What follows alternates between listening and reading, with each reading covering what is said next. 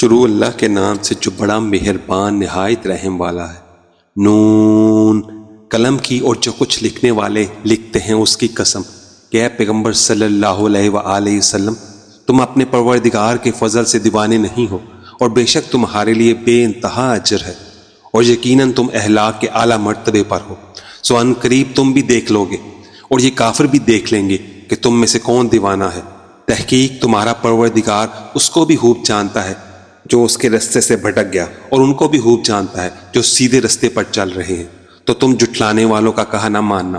یہ لوگ چاہتے ہیں کہ تم نرمی اختیار کرو تو یہ بھی نرم ہو جائیں، اور کسی ایسے شخص کے کہے میں نہ آ جانا جو بہت قسمیں کھانے والا ہے، ذلیل ہے، شرارت سے اشارے کرنے والا، لگائی بجائی کرنے والا، مال دینے میں بڑا بخیل، حد سے بڑا ہوا بدکار، سخت ہو، اور اس کے علاوہ بذات ہے، اس سبب سے کہ مال اور بیٹے رکھتا ہے۔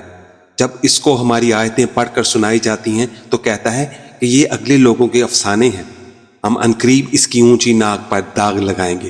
ہم نے ان لوگوں کی اسی طرح آزمائش کی ہے جس طرح باغ والوں کی آزمائش کی تھی، جب انہوں نے قسمیں کھا کھا کر کہا کہ صبح ہوتے ہوتے ہم اس کا میوہ توڑ لیں گے، اور انشاءاللہ نہ کہا۔ سو وہ ابھی سو ہی رہے تھے کہ تمہارے پروردگار کی طرف سے راتوں رات اس پر ایک آفت پھر گئی، تو وہ ایسا ہو گیا جیسے کٹی ہوئی کھیتی۔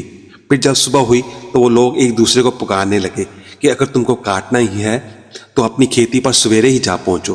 سو وہ چل پڑے اور آپس میں چپکے کہتے جاتے تھے کہ آج وہاں تمہارے پاس کوئی فقیر نہ آنے پائے، اور کوشش کے ساتھ سویرے ہی جا پہنچے، گویا پیداوار پر قادر ہیں۔ پھر جب انہوں نے باغ کو دیکھا تو ویران کہنے لگے کہ ہم رستہ بھول گئے ہیں، نہیں بلکہ ہم بے نصیب ہو گئے۔ ایک جو ان میں سمجھدار تھا بولا، کیا میں نے تم سے نہیں کہا تھا کہ تم تسبیح کیوں نہیں کرتے؟ دوسرے کہنے لگے کہ ہمارا پروردگار پاک ہے، بے شک ہم ہی قصوروار تھے۔ پھر لگے ایک دوسرے کی طرف رخ کر کے ملامت کرنے، کہنے لگے ہائے شامت، ہم ہی حد سے بڑھ گئے تھے، امید ہے کہ ہمارا پروردگار اس کے بدلے میں ہمیں اس سے بہتر باغ عنایت کرے گا۔ ہم اپنے پروردگار کی طرف رجوع کرتے ہیں۔ دیکھو عذاب یوں ہوتا ہے، اور آخرت کا عذاب سب سے بڑھ کر ہوگا۔ کاش یہ لوگ جانتے ہوتے۔ پرہیزگاروں کے لیے ان کے پروردگار کے ہاں نعمت کے باغ ہیں۔ کیا ہم فرما برداروں کو نافرمانوں کی طرح نعمتوں سے محروم کر دیں گے؟ تمہیں کیا ہو گیا ہے؟ کیسی تجویزیں کرتے ہو؟ کیا تمہارے پاس کوئی کتاب ہے جس میں یہ بات پڑھتے ہو کہ جو چیز تم پسند کرو گے وہ تم کو ضرور ملے گی؟ یا تم نے ہم سے قسمیں لے رکھی ہیں جو قیامت کے دن تک چلی جائیں گی کہ جو کچھ تم طے کر لو گے وہ تمہارا ہوگا؟ ان سے پوچھو کہ ان میں سے کون اس کا ذمہ لیتا ہے؟ کیا اس قول میں ان کے کچھ شریک ہیں؟ اگر یہ سچے ہیں تو اپنے شریکوں کو لے آئیں، جس دن پنڈلی سے کپڑا اٹھا دیا جائے گا اور کفار سجدے کے لیے بلائے جائیں گے، پھر وہ سجدہ نہ کر سکیں گے۔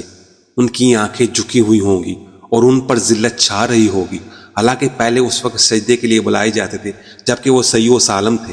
تو مجھ کو اس کلام کے جھٹلانے والوں سے سمجھ لینے دو، ہم ان کو آہستہ آہستہ ایسے طریق سے پکڑیں گے کہ ان کو خبر بھی نہ ہوگی، اور میں ان کو مہلت دیے جاتا ہوں، میرا داؤ بڑا مضبوط ہے۔ اے نبی صلی اللہ علیہ وآلہ وسلم، کیا تم ان سے کچھ معاوضہ مانگتے ہو کہ ان پر تاوان کا بوجھ پڑ رہا ہے، یا ان کے پاس غیب کی خبر ہے کہ اسے لکھتے جاتے ہیں؟